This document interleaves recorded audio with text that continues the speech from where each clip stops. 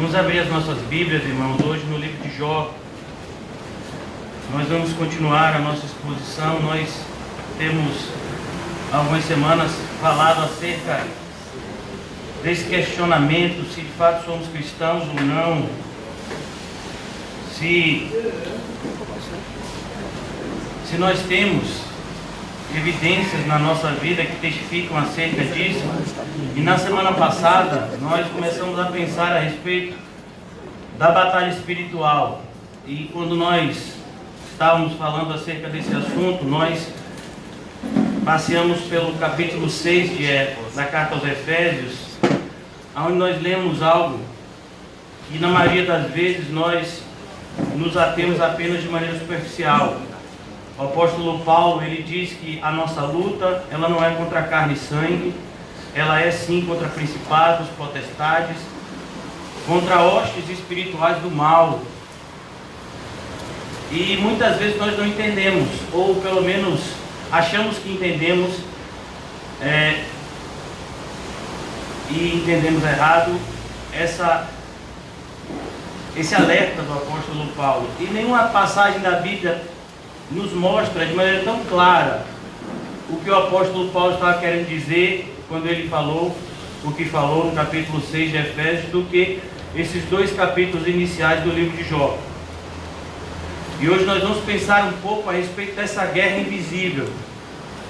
Essa guerra invisível que todos nós estamos inseridos, mesmo que a gente não perceba, mesmo que você nem seja cristão, hoje você está nessa guerra, só que você está do outro lado. Nessa guerra não existe zona neutra. Ou você é de Deus, ou você é do diabo. Isso não significa que você está fora da igreja. Você pode estar servindo aos propósitos de Satanás dentro da igreja. Muitos fazem isso todos os dias. Mas o que é importante que a gente entenda é que essa guerra está acontecendo, e na grande maioria das vezes a gente nem percebe. Ela é uma guerra invisível. O que é descrito aqui nessa parte inicial do livro de Jó é algo que ser humano nenhum vê. Nenhum ser humano viu o que está acontecendo aqui.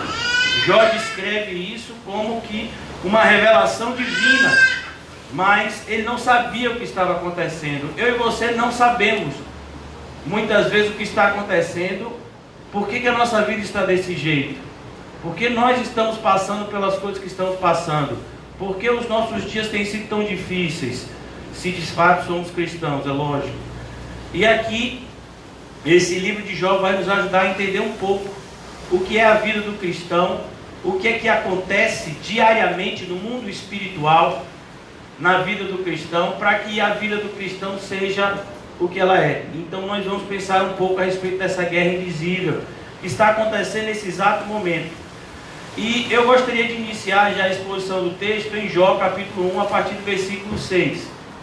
Diz assim, a minha tradução, os irmãos já sabem, eu estou usando a tradução a nova tradução na linguagem de hoje. Como eu já expliquei várias vezes, é um português um pouco mais fácil, uma vez que a maioria de nós não tem acesso a esse português mais rebuscado que a tradução João Ferreira Almeida traz. Então, como somos pessoas, na grande maioria das vezes, que não temos doutorado em letras, então muitas vezes uma tradução em português mais fácil pode nos ajudar, como é o caso. Mas temos sempre que ter cuidado para não nos afastarmos do significado original do texto, que não foi escrito em português, mas sim em grego. Aqui no versículo 6 do capítulo 1, diz assim: chegou um dia em que os servidores celestiais, e a maioria das traduções diz os filhos de Deus, e filhos de Deus, entenda, não como eu e você, mas filhos de Deus aqui na narrativa de Jó, está falando de seres criados por Deus. Então chegou um dia em que os servidores celestiais vieram apresentar-se diante de Deus, o Senhor, e no meio deles veio também Satanás. Perguntou: de onde vem? De onde você vem vindo? Satanás respondeu: estive dando uma volta pela terra, passeando por ali e por aqui. Aí o Senhor disse: você notou o meu servo Jó? No mundo inteiro não há ninguém tão bom e honesto como ele. ele me teme e procura não fazer nada que seja errado. Satanás respondeu: será que não é por interesse próprio que Jó te teme? Tu não deixas que nenhum mal aconteça a ele e à sua família e a tudo que ele tem. Abençoas a tudo o que Jó faz, e no país inteiro ele é o homem que tem mais cabeças de gado. Mas se tirares tudo o que é dele, verás que ele te amaldiçoará sem nenhum respeito. O Senhor disse a Satanás: pois bem, faça o que quiser com tudo que Jó tem, mas não faça nenhum mal a ele mesmo. Então Satanás saiu da presença do Senhor. Percebe, irmãos, que só nesse trecho aqui nós temos uma série de verdades que, uma vez compreendidas, impactariam a nossa vida de maneira absoluta. Então, aqui nós vamos ver que o início do diálogo, o início da apresentação, vem da parte de Deus, e que Satanás está incluído como aqueles que também servem a Deus, no sentido de que o próprio Satanás, ele não pode fazer nada, absolutamente nada, a parte de uma autorização prévia do próprio Deus. A maldade de Satanás não pode superar a soberania de Deus. Infelizmente, muitos cristãos não acreditam dessa forma e vivem como se houvesse uma batalha entre luz e trevas, entre Deus e o diabo. Não, irmãos, o próprio diabo é o diabo de Deus, como já dizia Lutero. Mas o mais impactante desse início do livro de Jó é a respeito dessa verdade, um candidato improvável. Perceba, Jó não deveria, do ponto de vista humano, passar pelas provas que ele está passando. A grande maioria de nós não entende o sofrimento como algo benéfico. A grande maioria de nós entende o sofrimento como algo extremamente ruim. Nós não sabemos nos relacionar com o sofrimento como a Bíblia nos mostra que nós deveríamos. Então, por exemplo, o que dizer da vida do apóstolo Paulo? O apóstolo Paulo, ele passou por naufrágio, ele foi açoitado, ele foi traído, ele foi abandonado, ele foi ameaçado. Tudo isso. E você fala, mas uma pessoa que passa por isso é porque essa pessoa deve estar fazendo alguma coisa de errado. Não, o apóstolo Paulo estava passando por aquilo porque estava fazendo o que era certo. E às vezes a gente não entende esse princípio, que Deus aperfeiçoa aqueles que Ele quer usar mais ainda. Se você de fato deseja ser um filho de Deus, que agrada a Deus, você precisa estar preparado para as fornalhas da vida. E Jó é esse candidato. Perceba, quem é Jó? Para que ele venha a perder tudo, como ele perdeu. Quem era Jó? Do ponto de vista de Deus. Porque o que as pessoas pensam da gente, e muitas vezes o que nós pensamos acerca de nós mesmos, não tem grande importância, pois o coração humano é extremamente enganoso. Você pode gostar de pessoas que estão extremamente diabólicas. Você pode, você mesmo, ter comportamentos extremamente diabólicos e você aprovar os seus comportamentos. Mas Deus não. Deus é justo e Ele sabe exatamente o que se passa no coração dos seres humanos. E olhe qual é o testemunho de Deus acerca de Jó. Jó capítulo 1, versículo 1. Na terra de Uz morava um homem chamado Jó. Ele era bom e honesto, temia a Deus e procurava não fazer nada do que fosse errado. Agora no versículo 8, Deus dá esse testemunho diante do próprio Satanás. Você notou o meu servo Jó? Perceba, Deus chama Jó de servo. E mais, Deus chama Jó de seu servo. Ele é meu. Fala de propriedade. Ele é meu. Assim como nós vemos lá no capítulo 10 do Evangelho de João: as minhas ovelhas ouvem a minha voz e me seguem. E ninguém pode arrebatá-las da minha mão, porque o Pai que me deu é maior do que todos. É minha. Elas são minhas ovelhas. Aqueles que do mundo o Senhor me deu. Isso fala de propriedade. O apóstolo Pedro vai dizer que nós somos uma propriedade exclusiva de Deus. E aqui Jó representava isso, representava esse cristão que está buscando viver uma vida íntegra, uma vida reta. Jó era uma pessoa que se santificava, que orava, que lia a Bíblia, que frequentava os cultos, que buscava praticar aquilo que aprendia. Jó era uma pessoa que dava um bom exemplo. Jó buscava fazer tudo o que era correto. Quem está dizendo isso não é o próprio Jó, não são os amigos dele, é o próprio Deus. E diante de uma verdade dessa, nós pensamos, não, então a vida desse homem vai ser mil maravilhas. Não pode. Porque o caminho do cristão necessariamente tem que ser um caminho estreito. Nós necessariamente precisamos passar por provações para que venhamos a adquirir a experiência e a transformação tão necessária para o nosso ser. Então Jó é esse candidato improvável. Você só vai ser corrigido por Deus se você for filho de Deus. Se você não for filho de Deus, essas verdades que hoje estão sendo pregadas não são para você.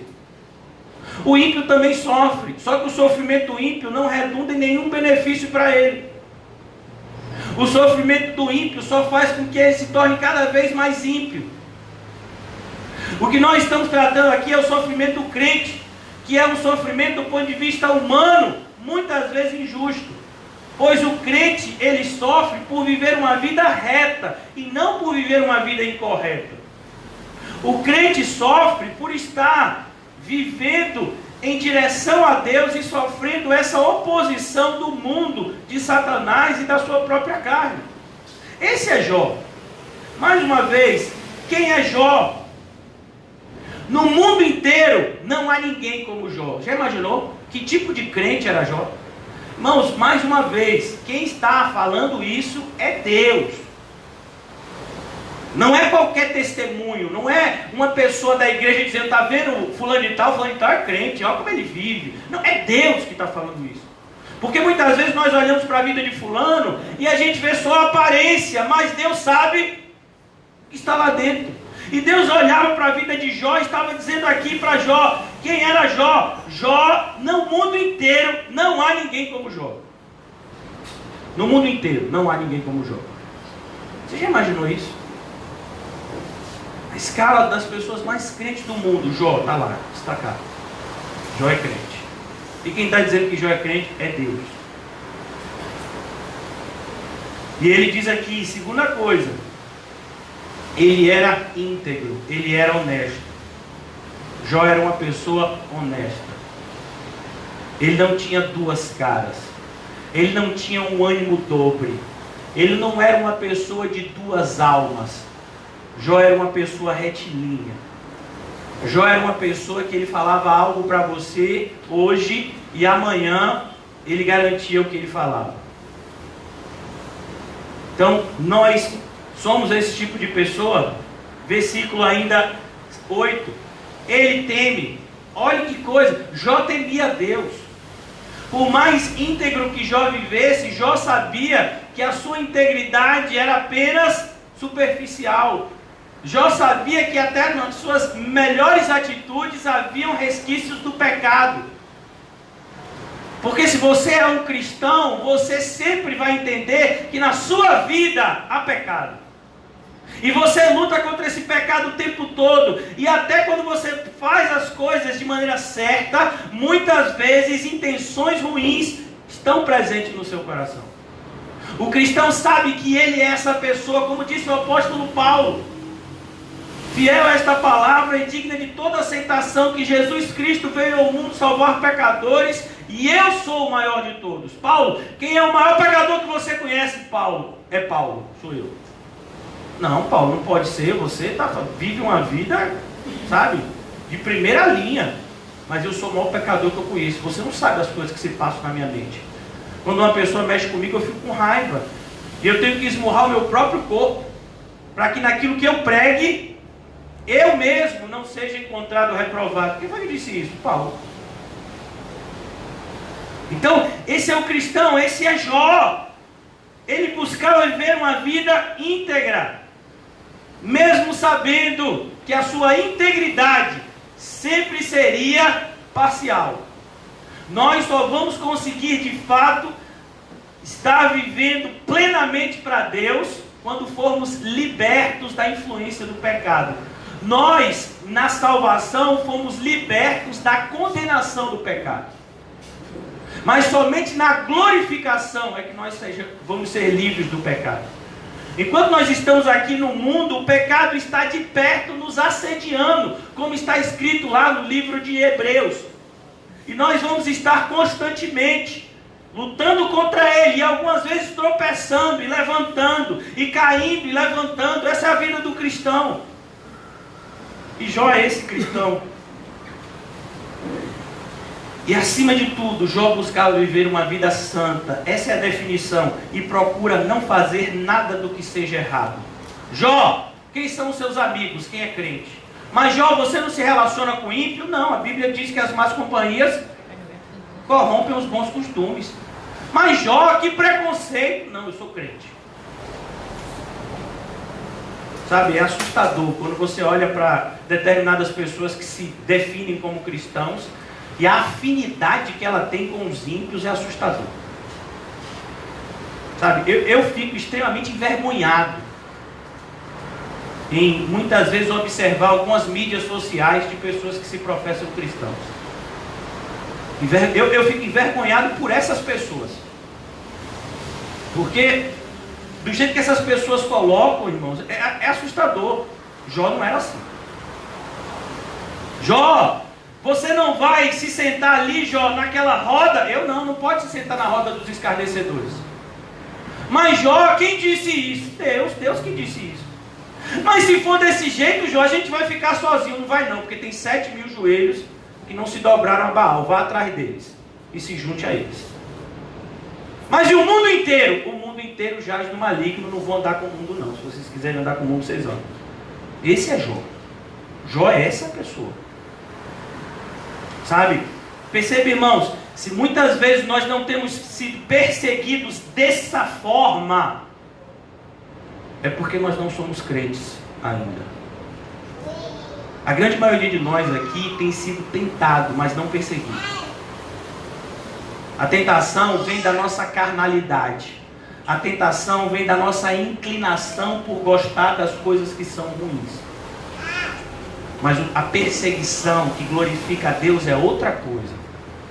É você viver uma vida íntegra, viver uma vida reta. É você fazer as coisas do jeito que Deus tem te guiado a fazer. E aí, por conta disso, o mundo odiar você. Esse tipo de pessoas são raras.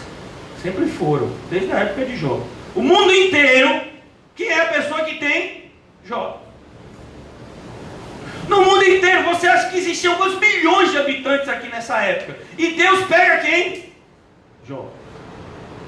Talvez você pense que isso só vale para a época de Jó. Não, meu filho. Vamos comigo aqui rapidamente na carta aos Filipenses.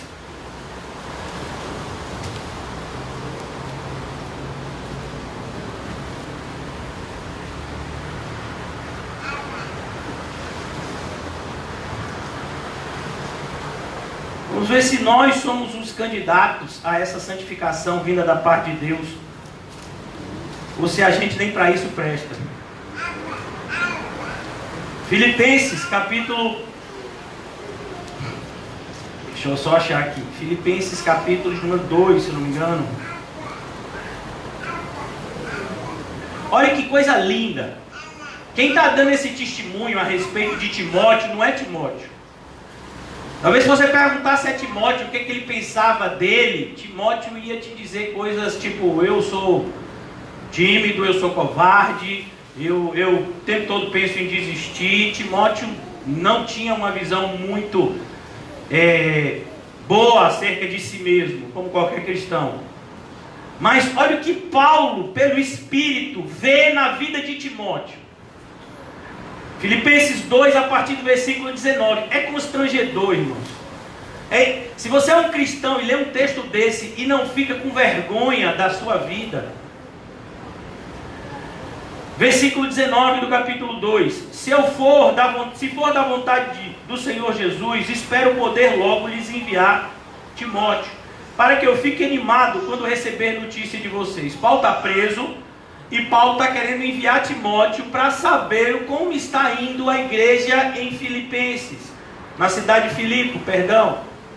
Por quê? Porque o apóstolo Paulo sabia que aonde Deus planta a verdadeira igreja, Satanás chega logo, meu filho, com falsos mestres, com falsos crentes, tentando perverter aquilo que Deus plantou. Não está escrito em Atos capítulo 20? Paulo tinha plantado uma igreja verdadeira na cidade de Filipos. E ele sabia que essa igreja iria ser atacada, como todas as igrejas de Cristo são atacadas todos os dias. Então aqui, Paulo queria enviar Timóteo para saber o que está acontecendo, como Paulo já havia enviado tantos outros a cidades como Coríntios, Gálatas e tantas outras cidades onde ele havia plantado o evangelho, e muitas vezes ele não tinha condição física de estar lá, mas ele enviava pessoas para saber o que estava acontecendo. E muitas das cartas de Paulo são frutos disso. Então aqui ele diz no versículo 20...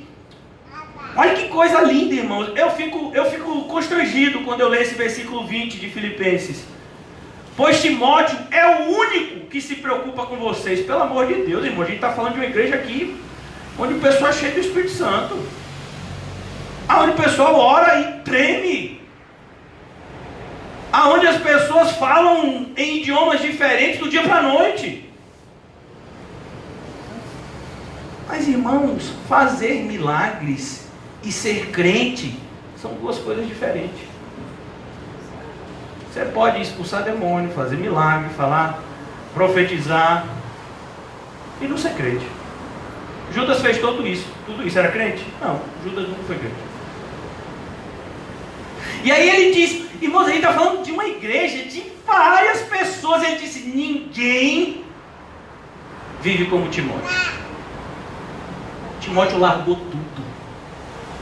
Deixou mãe, avó, tudo para trás para seguir o evangelho. Esse é Timóteo. Quando Paulo encontrou Timóteo, Timóteo é família. Timóteo é uma vida. Mas quando o Senhor convidou Timóteo a seguir Paulo, porque não foi esse convite, não partiu de Paulo, mas do próprio Senhor, Timóteo não pensou duas vezes.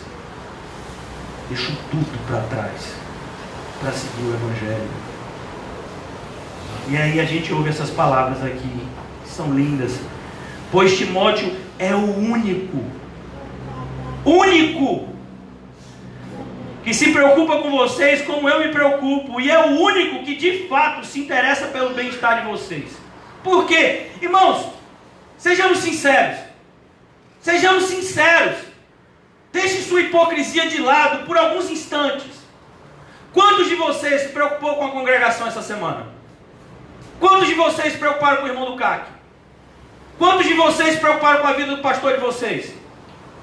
Quantos de vocês se preocuparam em propagar o evangelho que vocês têm recebido como verdadeiro nesse lugar? 99% do pensamento da maioria de nós foi sobre a nossa própria vida. Nossas contas a pagar, nossas enfermidades, nossos relacionamentos, tudo que é nosso. E o que é de Deus e do seu reino, a gente nem pensou. E quando pensou de maneira totalmente superficial. E você acha que isso é certo? E pior, você acha que Deus não está vendo isso? Você acha que Deus não está vendo que você só pensa em você? Que você só se preocupa com você? Você acha que Deus não está vendo isso, irmão? Deus estava vendo o que estava no coração de Jó. Deus estava vendo o que estava no coração de Timóteo. E eu posso te garantir, Deus está vendo o que está no nosso coração. E aí ele continua. Pois todos os outros se preocupam com seus próprios interesses e não com os de Jesus Cristo. Você não fica constrangido com essa verdade? Está falando de você, irmão. Sua semana. Tem uma semana que nós nos encontramos aqui no último domingo. O que foi que a gente fez nesses últimos 7 dias?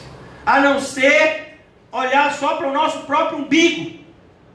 Se preocupar só com a nossa própria vida. É por isso que você nunca vai passar pelo que Jó passou. Graças a Deus. E também você nunca vai poder ter a experiência que Jó teve. Eu conheci a Deus com os meus próprios olhos. Você não sabe o que é isso. Por que você acha que Paulo subiu ao terceiro céu e viu coisas que não era lícito homem nenhum falar? Você sabe de onde foi que o apóstolo João teve uma visão do céu? Da ilha de Patmos, que na sua época era conhecido como um inferno na terra, só para você entender o que era aquele lugar. Era uma prisão, onde as pessoas tinham, em média, 6 meses de vida quando entravam na ilha. Era tão degradante o trabalho que elas eram obrigadas a fazer lá, que quando uma pessoa era lançada na ilha de Patmos, ela já era contada como morta. Ela não demorava mais do que 6 meses naquele lugar. E o apóstolo João foi lançado naquela ilha, um senhor de idade com quase ou mais de 80 anos. Aí ele teve uma visão do céu. Glória a Deus. Aí você quer ter uma visão do céu, deitado no seu colchão ortobon, com o seu ar-condicionado ou ventilador ligado, com a sua coberta e o seu travesseiro da NASA. Você acha mesmo que você vai ter uma visão do céu assim? Os irmãos do CAC, você acha que vocês vão ter uma visão do céu aqui de frente para a praia com essa brisa batendo? Pelo amor de Deus, vai ler a Bíblia. Você quer ter uma visão do céu? Então prepare o lombo. Peça para Deus estreitar a sua vida. Peça para Deus fazer de você um cristão maduro. E cristão maduro é feito por meio de muito sofrimento. Por isso que Tiago diz: fique feliz por passardes por diversos tipos de provação, porque essas provações produzirão em nós a maturidade que a gente precisa. Então, mais ainda aqui sobre Timóteo, só para constranger a gente, para a gente ficar sem graça mesmo. Vocês sabem muito bem como Timóteo provou o seu valor. Aí eu pergunto: vocês têm provado o valor de vocês? Timóteo provou dele. Perceba que a gente vive numa geração onde o cristianismo é subjetivo. Eu sou crente, eu tenho fé. Quem é você para falar da minha fé? Não julgueis. Meu filho, não julgueis segundo o seu próprio pensamento. Julgueis segundo o reto juízo. É o que Jesus disse. Está lá no Evangelho de João. Você tem que julgar sim. Você tem que julgar a sua vida, você tem que julgar a vida daqueles que estão ao seu redor, você tem que julgar as atitudes que você vai tomar, você tem que medir tudo muito bem medido. Porque não se engane um homem, o que você planta é o que você colhe. Então a gente observa, e vocês sabem muito bem como Timóteo provou o seu valor. Essa verdade é a verdade de Jó. Deus não escolheu Jó para passar pelo que Jó passou de maneira aleatória. Deus sabia quem era Jó antes de permitir que Jó passasse por aquilo que ele iria passar. Antes de apresentar Jó como garoto propaganda do céu para o diabo, Deus sabia quem era Jó. Então a gente olha aqui, Timóteo. Quem é Timóteo? Vocês sabem muito bem como Timóteo provou o seu valor. Ele e eu, como se fôssemos filho e pai. Timóteo seguia a Paulo, que seguia a Cristo. Quem é que você está ouvindo? Um homem de Deus, certa feita, alguns anos atrás, disse uma frase extremamente significativa: jamais ouça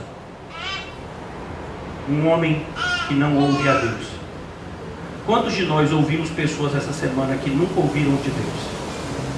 E demos ouvido a essas pessoas. E levamos em consideração o que essas pessoas falaram. E essas pessoas não falaram da parte de Deus para a gente. Elas falaram da parte do diabo. E nós demos atenção a isso. Que coisa assustadora. Então aqui ele diz: temos trabalhado juntos no serviço do Evangelho. Portanto, espero enviá-los a vocês logo que eu souber como vão ficar as coisas aqui para mim. Por quê? Porque Paulo está preso, sofrendo. E confiando no Senhor, penso que eu mesmo poderei ir até aí. Pronto. Esse é Timóteo. Então Timóteo e Jó, eles são iguais. Eles têm o mesmo espírito.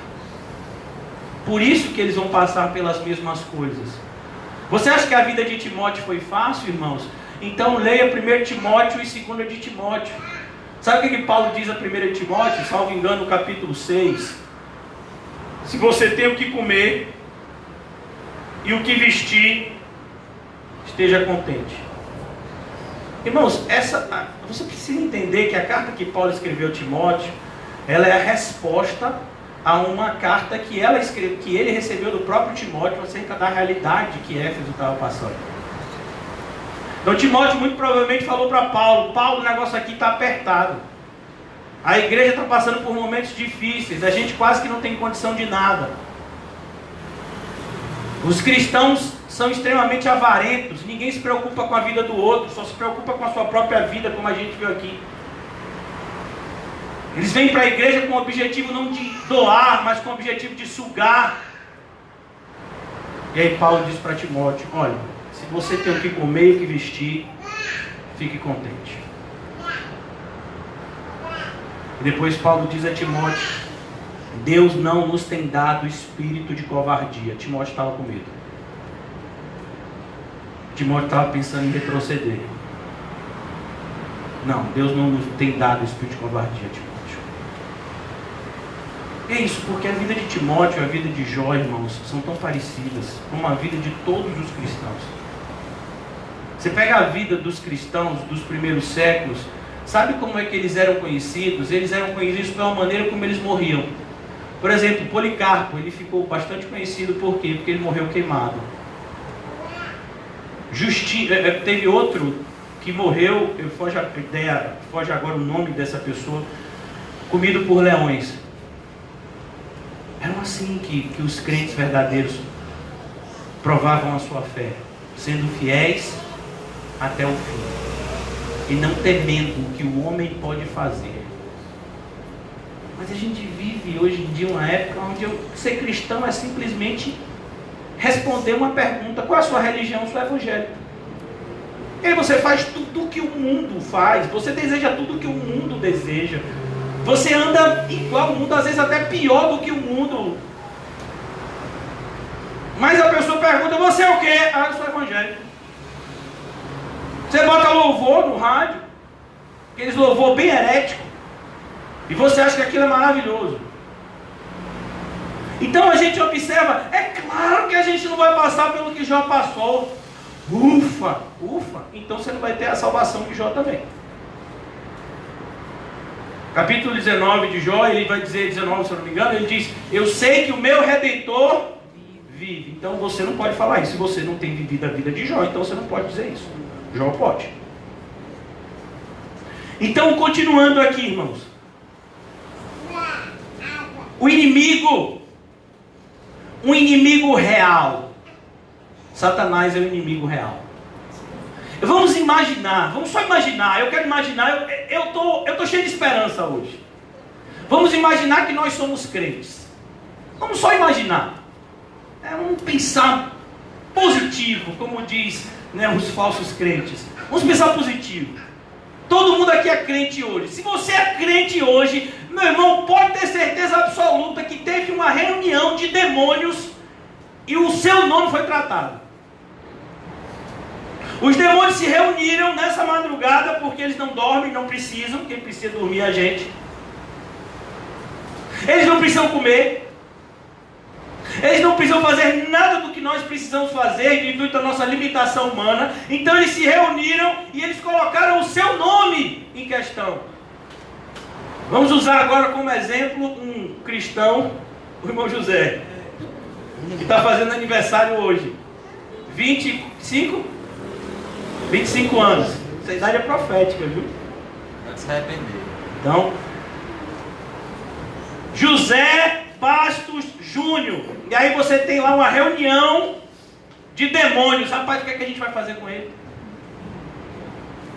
Pele por pele. Vamos botar uma enfermidade nele. Vamos fazer a loja que ele trabalha ser assaltada. Vamos, o que o pai nem esteja assistindo, em nome de Jesus. Seu José Bastos. Ainda bem que seus pais não veio pela manhã. Então, vamos colocar uma peste de ratos naquele lugar. Vamos fazer os caldeus assaltarem. Sabe, perceba que os demônios estão pensando em algo para fazer, para que José saia da comunhão com Deus e amaldiçoe a Deus. Eles passaram a madrugada inteira pensando em você. Tem alguém que pensa em você, meu filho? Fique tranquilo, são os demônios. Se você é crente. Se você não é crente, ele não vai pensar em você porque você é do time dele. Mas se você é crente, eles estão lá anotando, tem seu nome. E eles têm lá, eu não sei se vocês sabem que quando a Alemanha foi campeã do mundo, aqui no Brasil, na Copa do Mundo do Brasil, foi em 2014 ou 2016 a Copa do Mundo aqui no Brasil? 2014, né? Eles foram campeões do mundo, dando aquele 7-1 no Brasil. Os próprios alemães atribuíram as vitórias dele a um programa de computador que foi desenvolvido por pessoas lá da Alemanha. Esse programa de computador, ele estudava estrategicamente todo o time que a Alemanha ia enfrentar. Fazia um apanhado de todos os jogadores, tinha um banco de dados de todos os últimos jogos que aquele time traçou, e aquele programa dizia qual era o ponto fraco de cada time, qual era o ponto fraco e o ponto forte de cada jogador, como a Alemanha deveria se posicionar em relação a todos os jogos que ela ia enfrentar. Foi um programa de computador que foi desenvolvido por técnicos lá da Alemanha. E eles usavam isso nas suas palestras com os jogadores. Tá você, fulano, determinado jogador que você vai marcar, ele sempre joga para a direita, ele faz assim, ele faz assado. Quando você for marcar ele, você vai marcar desse jeito, porque ele só faz assim. A probabilidade dele chutar naquela direção é grande, porque 90% dos chutes dele são naquela direção. O programa traçava tudo isso. E você acha que Satanás não tem esse programa? O que eu vou fazer para tirar José do sério? O que é que irrita José? O que eu posso fazer para José ficar extremamente irritado? Irmãos, eu vou facilitar a sua vida, porque eu sei que você quer agradar o irmão José e não irritar. Mexa com manhinha para você ver. Mexa com manhinha, né? Então, Satanás sabe disso. Ele sabe as coisas que, se acontecer na nossa vida, a gente se desespera. Satanás sabe que a maioria das mães que estão aqui não podem ouvir um telefone que diga assim: olha, seu filho, aconteceu algo sério com ele, que já se desespera, quer jogar tudo para cima. Satanás sabe. Ele sabe as coisas que te atraem. Ele sabe qual é a cor que você gosta. Ele sabe o que fazer para te hipnotizar e roubar a sua atenção, que deveria ser dada ao caminho que é perigoso e estreito. Então, irmãos, ele está estudando você e eu. Essa é a vida dele. Ele está fazendo isso desde que você e eu éramos um bebê do tamanho de Dylan, que vai fazer aniversário esses dias, né? Que dia é? 17. Ele sabe, ele tem tudo escrito. Ele sabe o peso que Dylan nasceu. Ele sabe de tudo da vida de Dylan, coisas que nem a mãe nem o pai sabem. Satanás sabe. Ele sabe tudo. Ele sabe da vida das minhas filhas. Porque ele sabe como é que na vida de Jó, que se tocar nas minhas filhas, isso vai me afetar. Ele sabe. Não ache que Satanás vai tocar só em você. Não, ele quer machucar você. E muitas vezes a forma mais forte de nos machucar é tocando em determinadas pessoas que nós temos grande afeto. Eu quero lhe dizer uma coisa, irmãos. Satanás é bom no que ele faz. Ele é bom, sabe? No que ele faz, que é o mal. Ele é bom em fazer o mal. Olhe, só vão aparecer na Bíblia 3 vezes a fala de Satanás. E olha que a Bíblia é um livro enorme. Várias vezes a referência a respeito dele. Como, por exemplo, na noite da ceia, que Satanás entrou em Judas. Mas Satanás falando só vão aparecer na Bíblia 3 vezes. A primeira delas, onde é que está? Gênesis capítulo 3. Satanás se disfarça de uma serpente para que ele pudesse se aproximar de Eva. Uma vez que Adão e Eva viviam harmoniosamente com os animais, Satanás se aproxima dela por meio de um animal, uma serpente, e começa a conversar com ela. E qual é o propósito de Satanás na conversa com Eva? Mostrar para Eva, ou pelo menos tentar convencer Eva, de que Deus não é bom. Agora me diga, Deus fez um paraíso, te botou no paraíso e ele não é bom. Mas foi com Satanás, e ele conseguiu convencer Eva. Um Deus que fez um paraíso, que colocou os dois lá para viverem, sabe, uma felicidade que a gente nem imagina. Mas Satanás conseguiu enganar. Tamanho a persuasão desse ser. Ele conseguiu convencer a Eva que Deus não era bom, porque estava privando ela daquele fruto que era o conhecimento do bem e do mal. Agora veja, qual é a vantagem de conhecer o mal, irmão? Nenhuma. Deus estava protegendo Adão e Eva quando diz, não coma desse fruto. Era uma proteção que Deus havia colocado. Assim como Deus nos protege por meio da palavra. Quando a Bíblia diz, não faça isso, não é porque Deus não quer que você faça isso, porque Ele quer que você viva triste. Não, é porque se você fazer isso, você vai sofrer. Então quando a Bíblia diz, não faça isso, é uma proteção para a gente. Deus estava protegendo Adão e Eva. Glória a Deus. Mas Satanás conseguiu convencer a Eva que Deus não era bom. Aí a segunda vez que Satanás aparece falando é justamente aqui, onde a gente está no livro de Jó. A própria voz de Satanás é expressa na Bíblia. E agora Satanás não está falando com o ser humano. Satanás está falando com quem?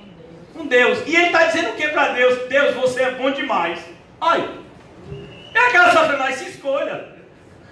Você está dizendo que Deus não é bom, e agora você está dizendo que Deus é bom demais? Porque essa foi a conversa de Satanás. Olha o que ele diz. Versículo 9, aqui é a fala de Satanás, no capítulo 1 de Jó. Será que não é por interesse próprio que Jó te teme? Tu não deixas que nenhum mal aconteça a ele, a sua família, a tudo que tem. Então Deus está dizendo, Deus, Satanás está dizendo para Deus, o Senhor é bom demais com Jó. Olha que coisa, irmão. Sabe? Isso é bom demais com Jó. Como se nós somássemos a Deus por aquilo que Deus nos dá e não por quem Deus é.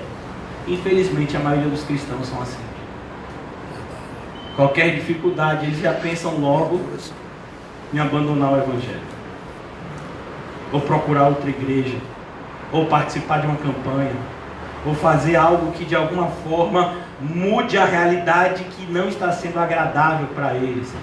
Na prova, irmãos, a gente não procura uma saída, na prova a gente procura aprendizado. Você e eu não devemos fugir das provações, mas aprender com elas. Quem nos tira da provação é o mesmo que nos coloca, Deus. A terceira vez que Satanás aparece falando na Bíblia, e última, onde é? Lucas 4 e Mateus 4. Quando ele vai tentar a Jesus. E ele vai tentar Jesus da mesma forma que ele tentou a Eva. Se tu és filho de Deus, transforma essa pedra num pão. Ele está dizendo, se Deus fosse bom, Ele não deixava você passar fome. E finalmente, irmãos, qual é a proposta de Satanás para Jesus? Eu vou te dar uma vida muito melhor do que a que Deus te oferece. Foi isso que Satanás disse para Cristo. Se você se prostrar e me adorar, eu realizo todos os seus desejos. Então, Satanás está dizendo para Eva que Deus não é bom. Satanás fala com Deus que Ele está sendo bom demais. E depois Satanás vai falar com Jesus e com todos os cristãos que se nós seguirmos a Ele, Ele vai ser para nós melhor do que Deus. Infelizmente, muitos cristãos têm aceitado essa proposta de Satanás. Se você me seguir, é o que Satanás está falando em Lucas 4 e Mateus 4. Se você me seguir, eu te dou uma vida muito melhor do que a que Deus está te propondo te dar. Porque a vida que Deus propõe para mim e para você é uma alegria no futuro, debaixo de sofrimentos no presente. Não, eu te prometo alegrias a partir de agora. E o futuro? O futuro não se preocupe com isso não, mas eu vou te dar alegria agora. É por isso que Jesus fez um milagre que para muitos é incompreendido. Inclusive, pessoas assim, totalmente desqualificadas do ponto de vista do cristianismo, falam mal desse milagre. Quando Jesus transforma água em vinho. O principal daquela passagem é o que Jesus ensina no final. O vinho que vem por último é mais saboroso. Quando é Deus que está nos guiando. Já o vinho do mundo é diferente. Como é que as pessoas do mundo fazem nas suas festividades? Primeiro se oferece o bom vinho. Quando as pessoas estão embriagadas, quando as pessoas já não sabem mais a diferença de 2 para 3, quando as pessoas começam a trocar as pernas porque estão embriagadas, aí você dá qualquer coisa porque elas bebem qualquer coisa e já não estão sentindo mais nada. Satanás faz assim. Deus não. O melhor de Deus ainda está por vir. Mas a grande maioria das pessoas são imediatistas. Por isso elas estão assinando contratos em branco com Satanás. Satanás, me dá uma família que eu te adoro. Eu te dou. Satanás, me dê um bom emprego que eu te sigo. Eu te dou. Satanás, me satisfaça profissionalmente. Eu te satisfaço. Mas todas essas coisas são lícitas. E quem disse que Satanás só age por meio de coisas ilícitas? Sabe quem Jesus chamou de filhos do diabo? Os fariseus, que eram as pessoas mais morais da sua geração. Então, é esse inimigo que a gente está lidando todos os dias. Ele está nesse exato momento ouvindo esse sermão. E ele está diante de Deus. Está vendo, Deus? Você está falando com eles. Você está mais uma vez exortando eles. E você sabe o que vai acontecer, Deus? Eles vão ficar com raiva do pastor. E eles ainda vão sair falando mal do pastor e da mensagem. A grande maioria de vocês vai ser assim essa semana. E Satanás está lá. Por que você ainda manda essa mensagem para esse povo? Por que ainda fica exortando essas pessoas em relação ao caminho certo? Eles querem seguir o caminho errado, Deus. Dá o caminho errado para eles. Satanás está lá, irmão. Fazendo o papel dele. O nome Satanás vem de uma etimologia que significa acusador. Ele está acusando a mim e a você. Agora, nesse exato momento, é isso que está acontecendo no mundo espiritual. Quando Paulo diz, a nossa luta não é contra carne e sangue, é contra esses inimigos que estão no mundo espiritual, Satanás está nos acusando lá. Por que, Deus, o Senhor tem dado uma igreja bíblica para essas pessoas se elas não valorizam? Por quê? Por que tem dado isso? Já tem 8 anos, não é nem 3, viu? Porque a parábola da figueira lá é 3 anos. E aí Deus dá mais 1 ano. A gente já tem 8 anos aqui. Por que, Senhor? Tira essa igreja daqui, Senhor. Coloque em outro lugar. Deixa esse povo aqui do jeito que eles querem ficar. Você acha que Satanás não está lá fazendo isso? Você pode não valorizar, irmãos, a palavra de Deus, mas Satanás valoriza. Ele teme essa palavra. Porque ele sabe que é a arma mais poderosa do universo, capaz de destruir ao próprio Satanás. Quando Jesus voltar, ele vai destruir Satanás com o sopro da sua boca. O que é o sopro da boca? A palavra. A gente muitas vezes não valoriza. coisas que os demônios valorizam. Então aqui, irmãos, a gente olha para esse capítulo 2 de Jó,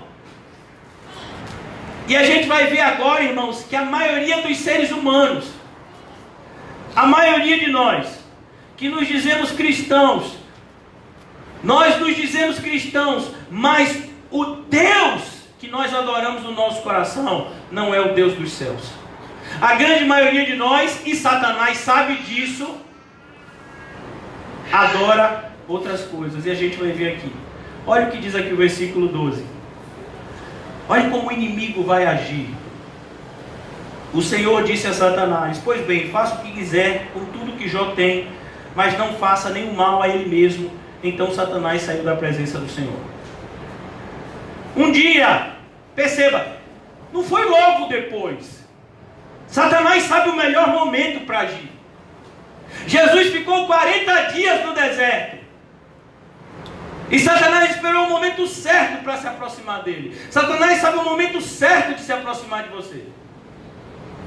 De fazer com que falsos crentes se aproximem de você.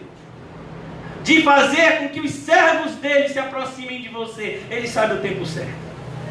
Ele está de olho no seu dia. Ele sabe para onde você vai, a hora que você vai, o que você vai fazer. Ele tem a cronologia da sua vida. Ele não adivinha, mas ele sabe como você age. Então, ele diz aqui: um dia, enquanto os filhos e filhas de Jó estavam num banquete na casa do irmão mais velho, Jó tinha uma família unida. E olha que coisa difícil. Eu tenho 2 filhas que moram comigo, e elas brigam, meu filho. E olha que elas são crentes. Amém, Letícia? Você é crente? Maria, você é crente? Você é crente? E ela tem muitas vezes discussões. Imagine, 2 crentes, filhos de crente. Mas aqui os filhos de Jó, eles tinham esse bom exemplo. Eles viviam nessa harmonia. Na festa, na casa do irmão mais velho, estava todo mundo lá. Chegou à casa de Jó um dos seus empregados que disse: nós estávamos arando a terra com os bois e as jumentas estavam pastando ali perto. E de repente os sabeus, um povo da região, nos atacaram e levaram tudo. Eles mataram a espada os empregados e só eu consegui escapar para trazer a notícia. Enquanto esse ainda estava falando, olha que coisa, ele não deixou nem o outro terminar. Não, estou falando um negócio sério, não que eu não vou falar mais sério ainda. Você acha que a aprovação vem uma de cada vez? Meu filho, se prepare, elas são mal educadas. Enquanto, meu Deus, o pastor pregando isso no aniversário de José, rapaz. Presente. Enquanto este ainda estava falando, veio outro empregado e disse: raios caíram do céu e mataram todas as ovelhas e os pastores. Só eu consegui escapar para trazer a notícia. Rapaz.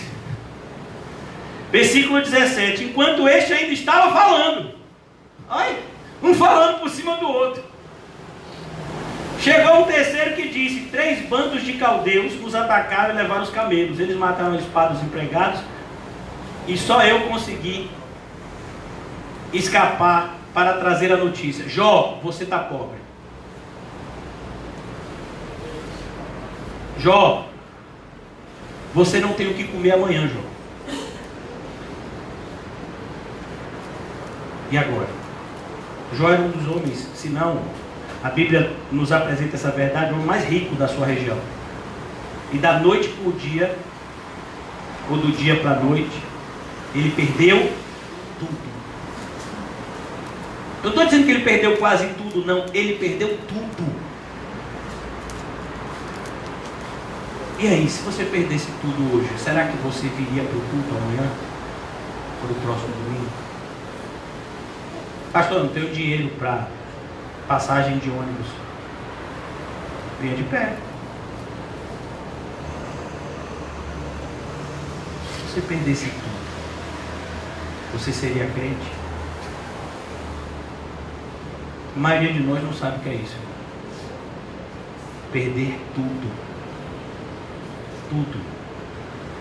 E a gente não está falando de uma realidade em que Jó vivia uma vida de privações. Não, Jó era rico e ficou pobre da noite para o dia.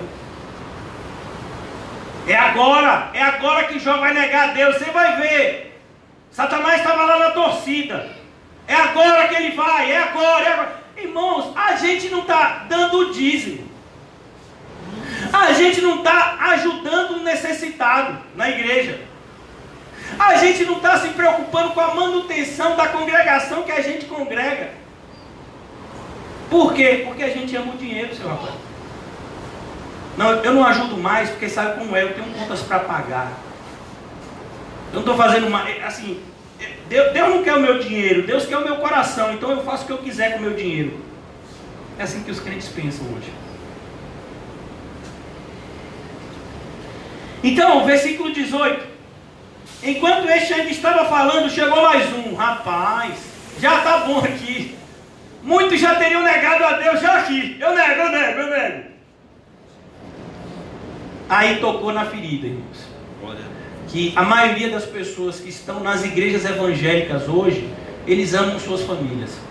Mas eles amam as suas famílias da maneira errada. Eu vejo mães e pais aplaudindo os filhos, mesmo quando eles fazem coisas erradas. Isso não é amor. Isso é ódio. O amor é aquele que repreende. O amor, ele não se alegra com a injustiça. Mas é o meu filho. Mas é minha filha. E daí? Pode fazer coisa errada? Se vive uma vida ímpia, para onde é que seu filho e sua filha estão indo? E é para lá que você quer que eles vão? Então, irmãos, a maioria das pessoas que estão na igreja evangélica, eles têm esse tipo de moralidade externa, aonde eles valorizam os seus entes queridos. E não tem problema você amar os seus entes queridos. O problema é quando você ama eles mais do que a Deus. Se você amar o seu pai, sua mãe, sua mulher, seus filhos, seus irmãos, suas irmãs e a sua própria vida mais do que a mim, você não é digno de mim. Quem falou isso? Quem foi que falou isso? Jesus. Ele estava mentindo? Será que ele estava exagerando? Não, ele sabia o que era o coração humano. E o diabo também sabe. A grande maioria de nós aqui não aguentaria ver o sofrimento de um familiar. Então, versículo 18. Enquanto este ainda estava falando, chegou mais um que disse a Jó: os seus filhos e as suas filhas estavam no meio de um banquete na casa do seu filho mais velho. De repente veio do deserto um vento muito forte que soprou contra a casa e ela caiu em cima dos seus filhos.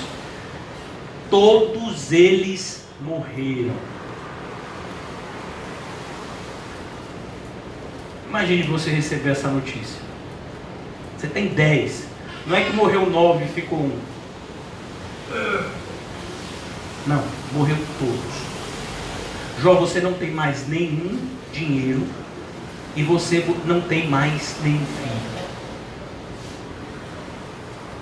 E Jó está passando isso? Rapaz, Jó deve ter feito alguma coisa de ruim. Não, Jó era crente. Jó está passando por isso porque ele era crente. O próprio Deus deu testemunho da fé de Jó. E aí, irmãos, tem gente que não vem para a igreja, por quê? Porque tem um evento na família, pelo amor de Deus. Não, afinal de contas a gente tem que ter equilíbrio, tem mesmo, meu filho, tem que ter equilíbrio. Tem que ter domínio próprio, para mostrar que você ama mais a Deus do que os seus familiares.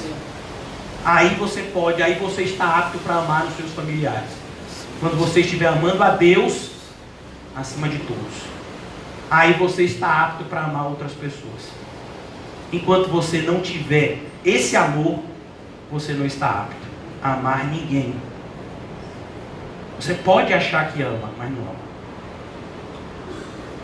O amor de verdade é a consequência natural de quem ama a Deus.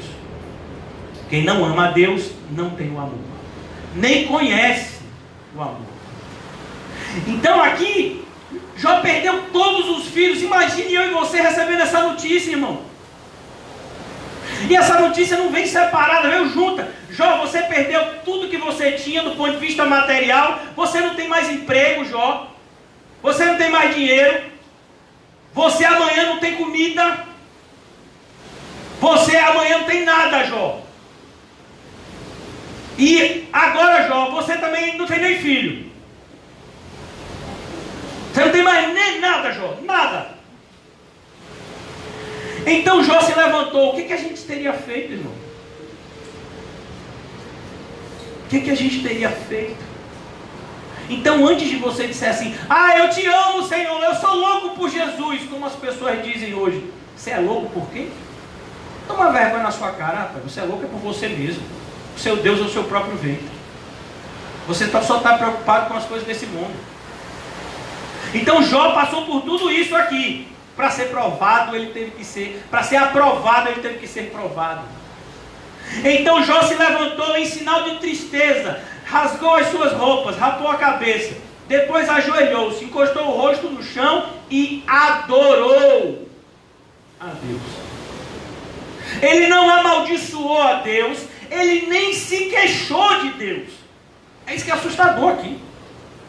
Jó não se queixa de Deus. Ele podia ter pelo menos se queixado: oh Deus, por que o Senhor fez isso comigo? Não, ele adorou a Deus. Jó adorou a Deus. Aí ele disse assim: nasci nu,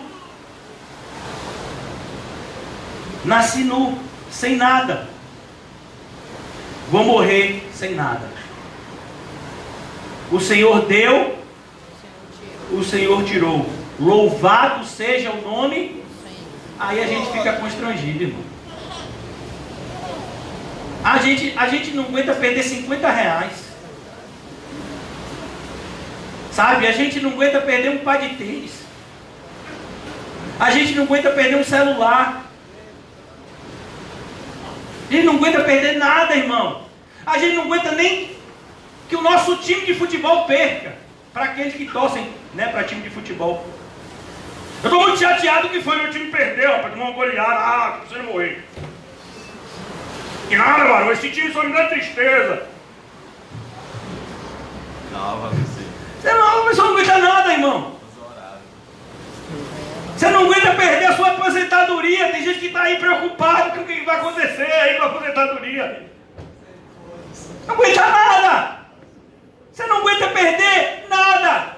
Não, mas não quer dizer que para ser cristão tem que perder? É lógico. Você esqueceu? Jesus disse: renuncie a tudo. Se você não renuncia a tudo, você não pode me seguir. Então você está fazendo o quê? Seguindo a Jesus com sua casa nas costas, com tudo nas costas. Jesus está olhando: chega, meu filho, que é isso? Qual foi o chamado de Jesus para Abraão? Sai da tua casa, sai do meio da tua parentela, larga tudo, deixa tudo para trás, Abraão. Abraão tinha 75 anos. Imagina o que uma pessoa constrói com 75 anos.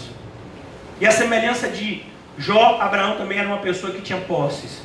Largar tudo, me segue. Então Jó se levantou e adorou a Deus e disse: eu nasci nu, sem nada, e sem nada vou morrer. O Senhor deu, o Senhor tirou. Louvado seja o nome do Senhor.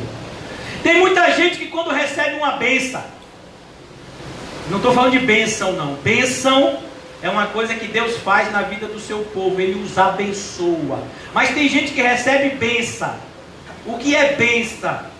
Bênção é quando você recebe um presente.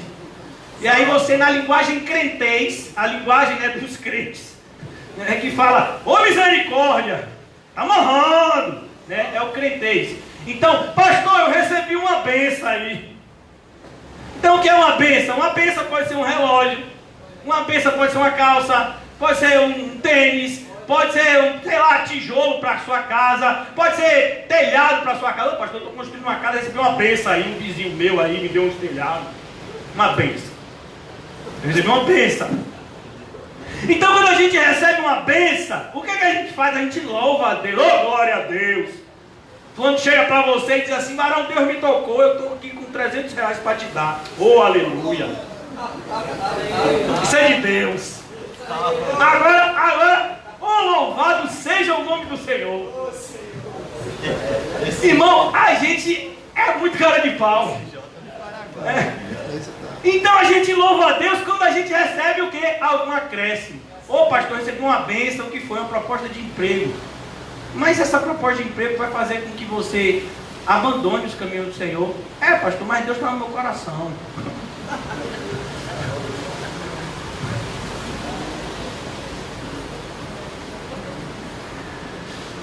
Será que você louvaria a Deus dessa forma? Paulo louvou a Deus depois de tomar uma surra injustamente e ser colocado dentro de uma prisão. Está lá em Atos, capítulo 16. Será que você louvaria a Deus dessa forma? Você tomou uma surra, está todo machucado e preso. Você louva a Deus? Jó louvou a Deus aqui. Louvar significa agradecer. Mas agradecer a Deus por perdas? Claro. Porque Deus só corrige, irmão José, quem ama. Deus não corrige ímpio, não, irmão. A correção do ímpio não existe. O ímpio vai ser julgado e condenado no inferno. Os crentes não, eles são santificados aqui na terra. Então aqui ele diz, já estou concluindo, assim apesar de tudo o que havia acontecido, Jó não pecou. Rapaz! É por isso, abra rapidamente em Tiago, irmãos. Livro de Tiago, capítulo 5. Salva-me, Senhor. Eu tenho certeza que eu estou diante de vários Jós. Amém? Amém? Vamos orar muito. Misericórdia. Bota a cara de povo. Tiago, capítulo 5, versículo 11. Olha o conselho, irmão João. E nós achamos que eles foram felizes por terem suportado o sofrimento com paciência. Vocês têm ouvido a respeito da paciência de Jó e sabem como no final Deus o abençoou, porque o Senhor é cheio de bondade e misericórdia. Irmãos, eu e você sabemos o que estava acontecendo no céu. Jó não sabia. Jó só sabia o que estava acontecendo na terra. Que coisa, irmão. E ele não negou o nome de Deus. Ele não mudou o seu veredito. Deus é bom. Mas Jó, Deus te tirou tudo. Mas Deus é bom. Ele dá, Ele tira, Ele é bom. Agora, irmãos, eu já vou concluir aqui. Vou até aqui o meio aqui do versículo do capítulo 2. Chegou de novo o dia em que os servidores celestiais vieram apresentar-se diante de Deus. Olha o diabo de novo. Rapaz, esse diabo nunca fica satisfeito. Não fica. O diabo não está satisfeito jamais. Por isso que a insatisfação é uma marca dos filhos do diabo. Chegou de novo o dia em que os servidores celestiais vieram apresentar-se diante de Deus, o Senhor, e Satanás também veio no meio deles. O Senhor perguntou: de onde você vem vindo? Satanás respondeu: estive dando uma volta pela terra, passeando por aqui e por ali. Aí o Senhor disse: você viu meu servo Jó? Olha, que coisa, irmão. Perceba que na hora desse diálogo aqui, Satanás já tinha feito tudo. E Jó, crente. E aí Deus provoca Satanás. Você viu meu servo Jó? É claro que Satanás viu o servo Jó. Satanás estava de olho em Jó. Satanás estava querendo desviar Jó de todas as formas. Não tinha conseguido. Satanás estava maluco. E Deus provoca. Rapaz, Deus ele tem um humor que é diferente do nosso. No mundo inteiro não há ninguém tão bom e tão honesto como Jó. Mais uma vez Deus dá o mesmo testemunho do capítulo anterior. Ele me teme e procura não fazer nada que seja errado. No entanto, você me convenceu e eu deixei desgraçar Jó, embora não houvesse motivo para isso. Mesmo assim, ele continua firme e sincero como sempre. Rapaz, ouvir isso de Deus chega a se arrepio assim, ó. Imagine. Você me disse, Satanás, que Jó me negaria se eu fizesse isso. E eu permiti que você fizesse, mas ele não me negou. E agora, Satanás? Será que eu não tenho 7.000 joelhos que jamais se dobrarão a Baal? Será que por acaso eu não adquiri pelo sangue do meu filho verdadeiros adoradores que me adorarão em espírito e em verdade? É isso que Deus está jogando na cara de Satanás. Satanás, você pode enganar o mundo inteiro, mas eu tenho um povo que você não vai conseguir enganar. Deus tem um povo indestrutível.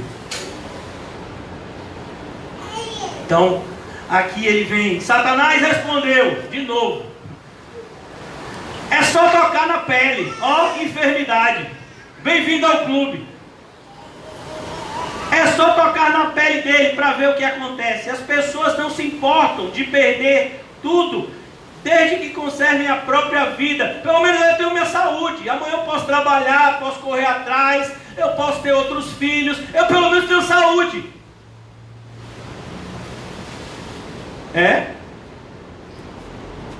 Tem muitas pessoas que confiam em si mesmas.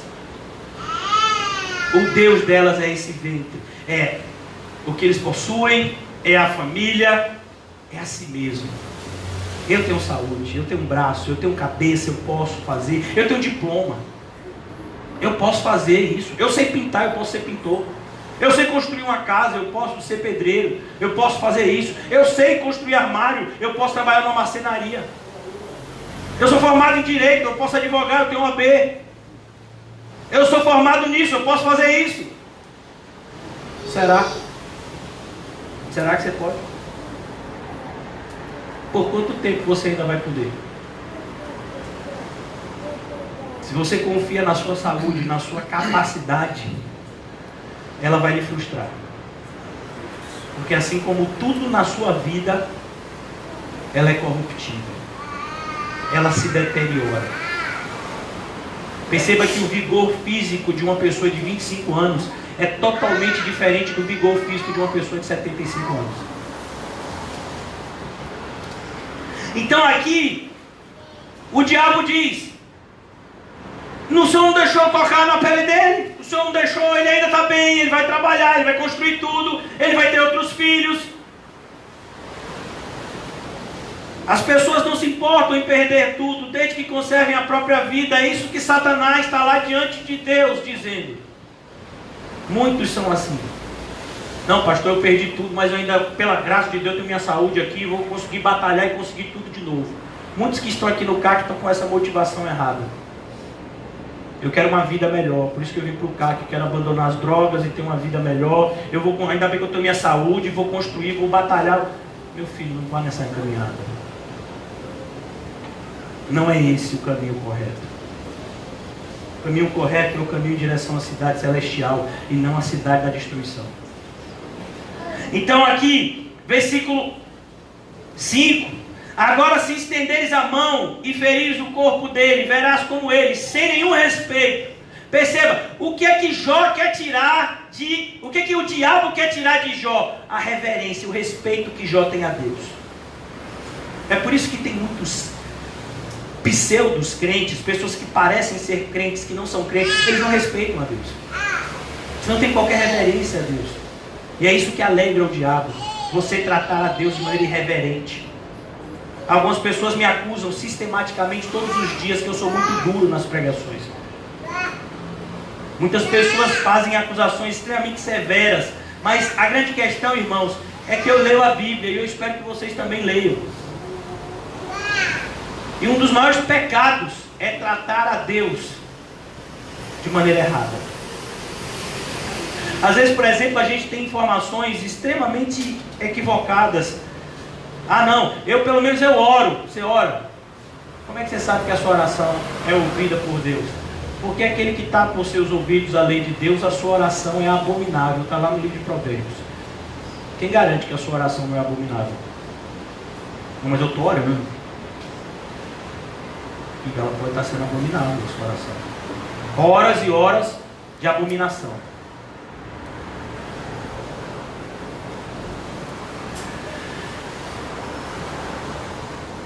Versículo de número 6.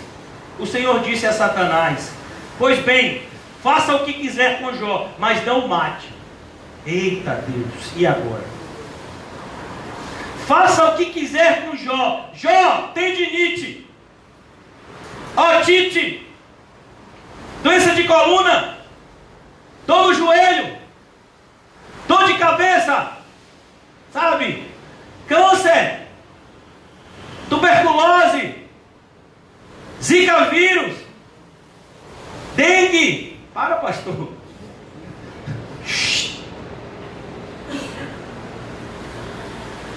Satanás saiu da presença do Senhor e fez com que o corpo de Jó ficasse coberto de feridas horríveis.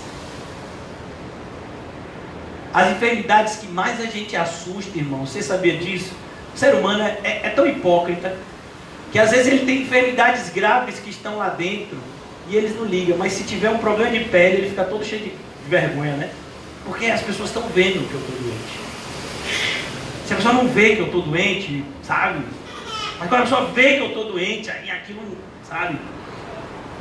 Então, ele encheu Jó de feridas horríveis, desde a sola dos pés até o alto da cabeça. Imagine, irmão, não tinha um pedaço do corpo de Jó que não tivesse feridas. E a ideia aqui não é aquelas feridas com a casquinha, não. A ideia aqui é a ideia daquelas feridas que tem pus, tipo o que a gente chama de furúnculo, sabe? Aquelas feridas que tem um cheiro ruim.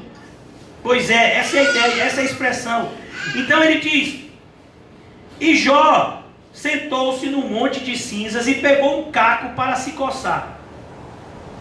Mas até agora, meu filho, Jó ainda tinha uma esposa. Né, mano?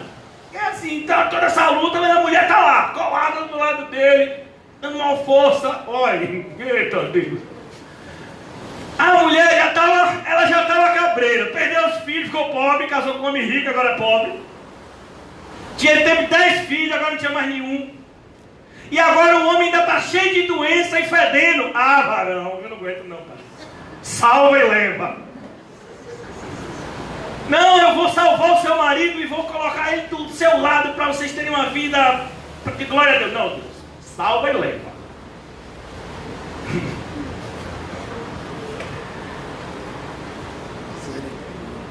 A mulher dele disse, olha, a mulher de Jó vai falar, a bichinha. Mas entenda, irmão, ela sofreu bastante. Não é fácil passar o que ela passou. Ela estava sendo provada junto com Jó, só que Jó tinha confiança em Deus, ela não tinha. Perceba que coisa triste. A mulher dele disse, você continua sendo bom. Quem você acha que estava influenciando a mulher dele? Vocês se lembram de Mateus 16? Quando Pedro disse para Jesus, de maneira nenhuma, Senhor, deixaremos que essas coisas aconteçam a você. O que é que Jesus diz a Pedro? Para trás de mim, porque não cogita das coisas de Deus e sim da dos homens. É o que está acontecendo com a mulher de Jó. Satanás está usando ela para atingir Jó. Uma das coisas que mais dói são as palavras duras de pessoas que nos são próximas, querendo nos fazer abandonar a Deus. Será que você vai continuar nessa igreja? Você não está vendo que você já perdeu depois que você entrou lá? Você vai continuar seguindo esse evangelho? Tem tantas igrejas aqui perto. Tem um caminho mais fácil, que dá também no céu, vamos lá. E a mulher de Jó, ela diante de tudo aquilo, você ainda continua sendo bom, a ideia, você ainda continua buscando esse Deus que tanto mal tem feito a você, Jó. Toma vergonha na cara, Jó. Amaldiçoa a Deus e morra. Rapaz, ouvi isso de uma mulher, da sua mulher, da mãe dos seus filhos, da pessoa que teve ali a vida inteira do seu lado, olhar para você, diante de todo o sofrimento que você está passando, e dizer, morre miserável, você não é bom nem para morrer, rapaz. Fosse outro já tinha morrido, você fica com essa enfermidade aí e não morre. Morre, cão. Você vê que esse amor que a mulher de Jó tinha por ele era diabólico. Esse é o amor que os seres humanos têm pelos outros. Esse é o amor que os apaixonados têm um pelo outro. Ah, eu sou apaixonado pela minha esposa, eu sou apaixonado pelo meu marido. Pois é, esse tipo de amor aqui. Circunstancial. Quando as circunstâncias mudam, ele também muda. Eu conheço muitas pessoas que amam o marido. Por quê? Porque ele deu um cartão de crédito com um valor bem alto. Como é que não ama? Ah, meu marido é ótimo. Meu marido é uma benção. Ele paga tudo o que eu quero. Sim, ele é uma benção. Meu marido é uma benção, sabe? Ele está sempre em casa comigo, sabe? E agora? E aí? Sabe o que as mulheres deveriam desejar, irmãos? Ter maridos como Jó, crente. Isso é raro. Se o seu marido não é crente, olhe para que ele seja assim. Para que no dia que você agir como a mulher de Jó, ele possa te dar a resposta que Jó deu. Porque a fé de Jó vai acabar influenciando a sua própria esposa, como a gente vai ver no final do livro. Eles voltam a ter filhos. Jó não vai ter filho com outra mulher, Jó tem filho com a mesma esposa. Ou seja, Deus transformou a mulher de Jó. Mas Jó teve que falar a verdade para ela, e a verdade dói. Então, ele vira para a mulher e diz: Jó respondeu, você está dizendo uma bobagem. Se recebemos de Deus coisas boas, por que não vamos aceitar também as coisas más? Assim, apesar de tudo, Jó não pecou, nem disse uma só palavra contra Deus. Agora a pergunta é: onde anda a nossa fé? A fé de Jó a gente viu aqui. O diabo disse que Jó ia negar a Deus se perdesse tudo material. Jó perdeu, não negou. O diabo disse que Jó amaldiçoaria a Deus se perdesse a família. Jó não perdeu só os filhos, como perdeu o amor da sua própria esposa. Não negou a Deus. O diabo disse que Jó negaria a Deus se perdesse a sua saúde. Não negou a Deus. Depois a gente vai ver, eu vou concluir agora por causa do horário, mas se Deus permitir, Jó ainda vai perder o respeito dos seus amigos. E não vai negar a Deus. Por quê? Porque Jó entendia que o primeiro e o maior de todos os mandamentos continua sendo o mesmo. Ouve, ó Israel, o Senhor nosso Deus é o único Deus. Amarás, portanto, o Senhor teu Deus de todo o teu coração. Todo o teu coração. O coração de Jó era de Deus. Ele amava a sua família, mas o coração dele era de Deus. Amarás a teu Deus de todo o teu coração, de toda a tua alma. A alma de Jó não podia ser ferida, embora o corpo dele pudesse. Porque a alma de Jó estava nas mãos daquele que a comprou, que foi Cristo. Amarás o teu Deus de todo o coração, alma, força. A força de Jó não estava em seu vigor físico. A força de Jó estava na fé que Deus havia dado a ele. Amarás o teu Deus de todo o coração, alma, força e entendimento. Jó não conhecia Deus de maneira intelectual. Jó conhecia Deus de maneira espiritual. Como é que a gente sabe disso? Porque quando a gente começa a ler o livro de Jó, a gente vê: Deus deu, tudo é dele, por ele e para ele. Paulo vai dizer isso em Romanos. Jó já sabia, ó. 2000 anos antes de Paulo vir, Jó já sabia. Porque tudo é dele, por ele e para ele. Jó tinha a ortodoxia correta e a piedade correta. Essa combinação é extremamente destrutiva para o mal e totalmente positiva para o bem. Por isso que Deus diz o que diz de Jó. Porque Jó conhecia Deus antes de colocá-lo na prova. Jó conhecia Sadraque, Mesaque e Abidnego antes de permitir que eles fossem lançados na fornalha. Deus conhecia eles Deus conhecia Daniel antes de permitir que Daniel fosse lançado na cova com os leões. Deus conhecia os pais de Moisés, Amrão e Joquebede, se eu não me engano, antes de permitir que Moisés nascesse. Sabia que aqueles pais iriam esconder o menino e que depois iria acontecer o que aconteceu com a vida de Moisés. Deus sabe do que você está passando. Deus sabe do nosso amanhã. Mas é necessário passarmos pelos sofrimentos do hoje. Vamos orar. Ó Deus, nos ajuda. Nos ajuda, Senhor. Porque temos sido tentados de todas as formas a olhar para trás, Senhor. E o Senhor já nos advertiu, lembrai-vos da mulher de Ló. Ó Senhor, mantenha essa advertência sempre acesa nos nossos pensamentos e corações. Ai daquele que coloca a mão no arado e olha para trás. Nos ajuda, Senhor, a firmarmos os nossos passos no Teu santo caminho. Ó meu Deus, Tu que és também o nosso Pai, ajuda-nos, Senhor, a voar acima das circunstâncias.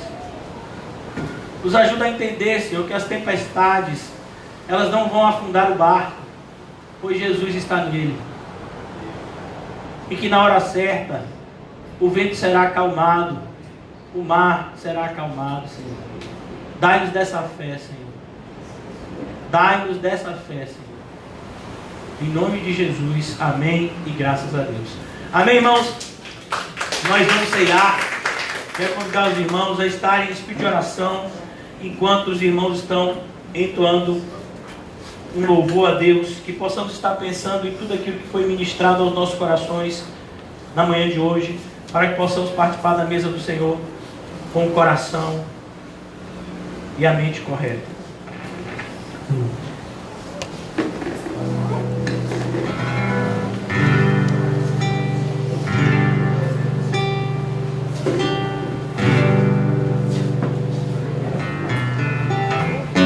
Sua voz,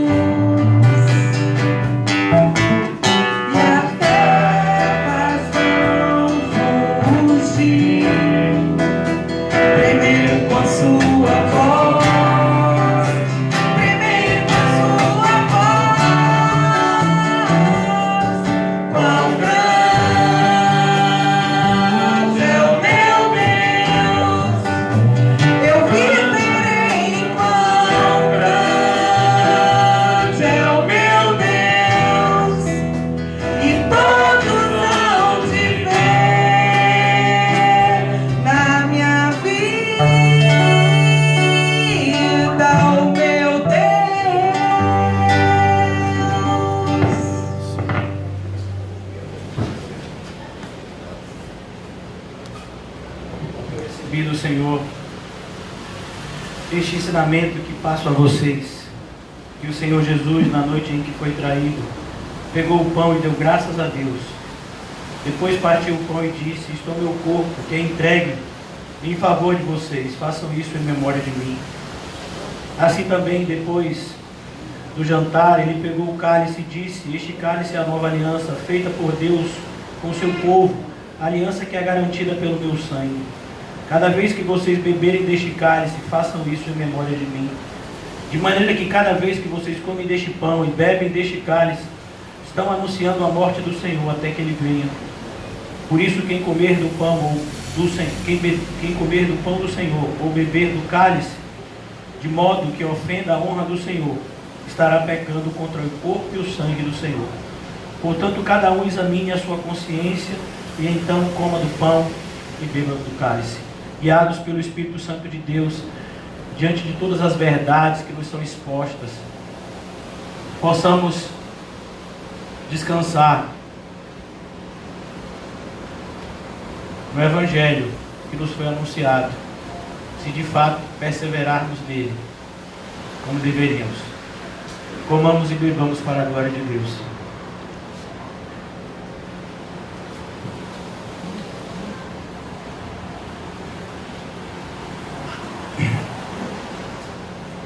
Nosso amado Deus e Pai, a Tua palavra, Senhor, muitas vezes nos deixa envergonhados diante das realidades que ela expõe, que muitas vezes estão em nós e nós queremos escondê-las. Ajuda-nos, Senhor, a abandonarmos toda hipocrisia, todo fingimento. Ó Deus, ajuda-nos a abandonar toda a falta de reverência, Senhor, e nos entregarmos completamente a uma vida de amor e verdade na Tua santa presença. Oramos assim em nome de Jesus. Amém e graças a Deus. Amém, irmãos? Antes da gente ministrar a bênção apostólica, hoje é aniversário de José, queria chamar o irmão João aqui para ele fazer essa oração pelo filho na fé dele. Deus.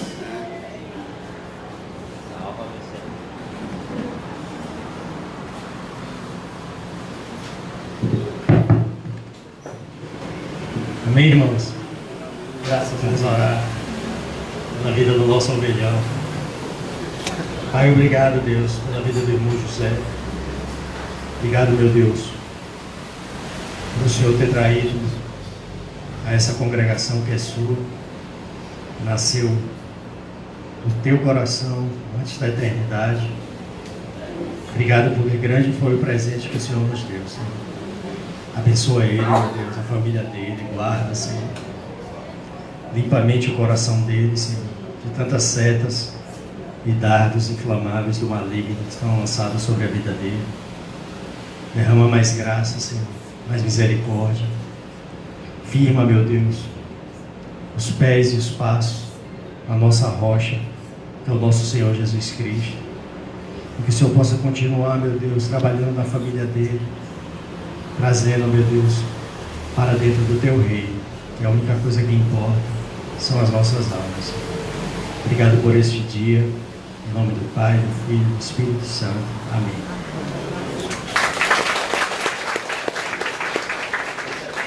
Amém, irmãos? Graças a Deus. Que o amor de Deus, o Pai, e as doces consolações do Espírito Santo, e que a graça maravilhosa do nosso Senhor e Salvador Jesus Cristo estejam sempre conosco. Nós dizemos amém. Uma salva de palmas ao Senhor. E diga ao seu irmão: o caminho é estreito.